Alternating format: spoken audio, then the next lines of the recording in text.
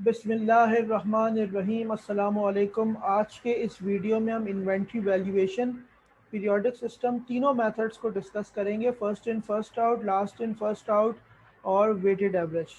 एक क्वेश्चन है हमारे पास जिसमें हमें ओपनिंग इन्वेंट्री नज़र आ रही है। बैलेंस 1 नवंबर, 100 यूनिट्स हैं, 50 रुपये का रेट है, 50 रुपीज़ रेट है।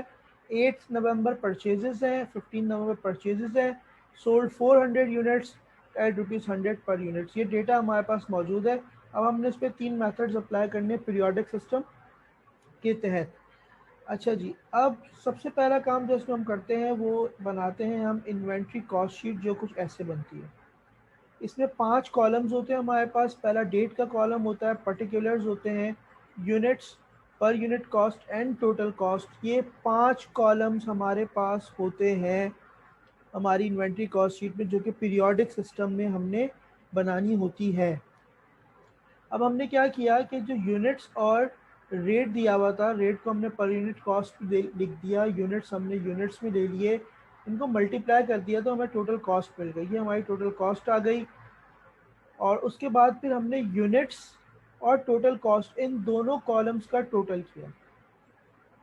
600 यूनिट्स अवेलेबल है हमारे पास, जिसकी टोटल कॉस्ट आ रही है 36,500 रुपीज़।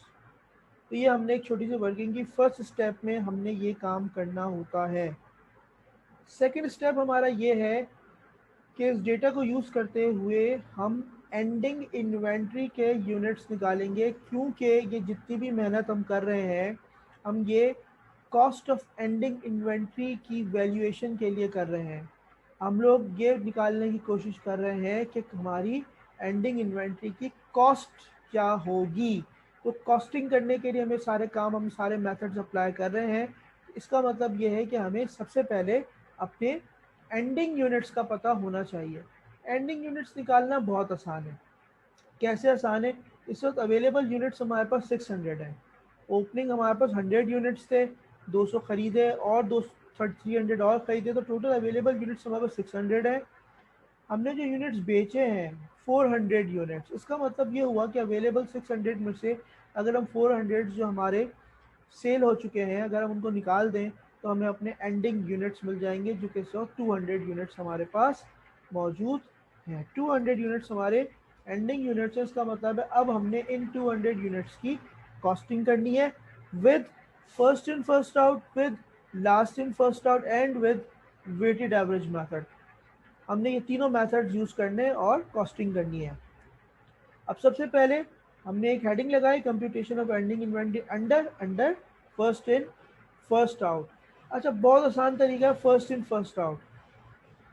मैंने 400 यूनिट्स जो हैं उनको बेचा है।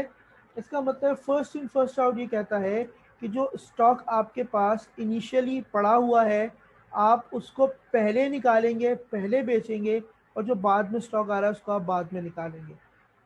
तो फर्स्ट इन फर्स्ट आउट, क्योंकि 400 यूनिट्स मैंने बेचे हैं, तो ये 100 यूनिट्स पहले यहाँ से चले गए, 200 यहाँ से चले गए, टोटल हो गए 300।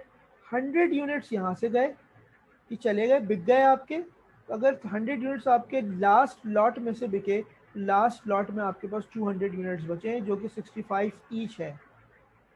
मैंने क्या किया, 200 को 65 से मल्टीप्लाई कर दिया, 13,000 मेरी कॉस्ट ऑफ एंडिंग इन्वेंट्री आ गई फर्स्ट इन फर्स्ट आउट से। उसके बाद मैंने लास्ट इन फर्स्ट आउट को यूज़ करना है। अब लास्ट इन फर्स्ट आउट ये कहते हैं कि जो यूनिट्स आप आखिर में जिनको आपने परचेज़ किया है वो पहले बिकेंगे, वो आपने पहले निकालने हैं।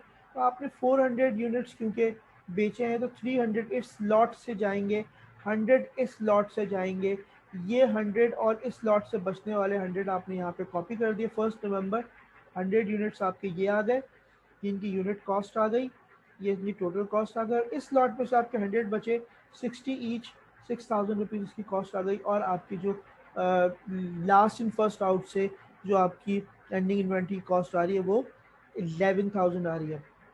थर्ड मेथड हमारा वेटेड एवरेज मेथड है। वेटेड एवरेज मेथड ये कहता है कि आपने एक एवरेज यूनिट कॉस्ट निकालनी होती है और उसको फिर आप अपनी एंडिंग यूनिट से मल्टीप्लाई करवा देते हैं।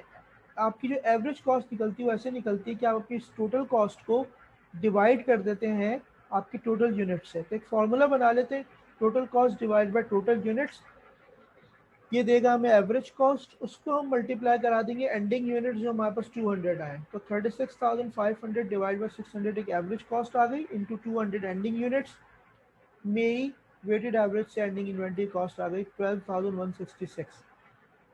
फर्स्ट इन फर्स्ट आउट जो है वो इन्वेंट्री की आपको हाईएस्ट अमाउंट देता है, last in first out lowest amount देता है, और ये एक एवरेज अमाउंट आपको देता है जो इन दोनों के दरमियान में आ रही होती है। तो इससे जो है आप आराम से निकाल सकते हैं वेटेड एवरेज को फॉर्मूला लगाकर। ये तीनों मेथड से हमने जो है इसको निकाल लिया। अच्छा, अब इसमें अगर वो आपसे कहता है कि आप कॉस्ट ऑफ गुड सोल्ड भी पता करो, तो कॉस्ट ऑफ गुड सोल्ड निकालने के लिए हम क्या करते हैं, हम ये करते हैं कि opening inventory plus purchases less ending inventory, ending inventory हमने तीनों की माइनस करनी है, तो हमारे पास जो है हमारी कॉस्ट ऑफ गुड सोल्ड आ जाएगी। Opening inventory plus purchases less ending inventory, हमें हमारी कॉस्ट ऑफ गुड सोल्ड जो है वो मिल जाएगी। तो इसमें हमने इसको इस वीडियो को हम यहीं तक रखते हैं। नेक्स्ट वीडियो में हम कंपैरेटिव इनकम स्टेटमेंट देखेंगे, और जो कंपैरेटिव इनकम स्टेटमेंट का एक क्वेश्चन है वो ऑलरेडी हमारे चैनल पे मौजूद है, अगर आप देखना चाहें तो वहाँ पे उस कंपैरेटिव इनकम स्टेटमेंट को देख सकते हैं कि इस डेटा को इस्तेमाल करते हुए कैसे हम इनकम स्टेटमेंट बना सकते हैं। बहुत बहुत शुक्रिया।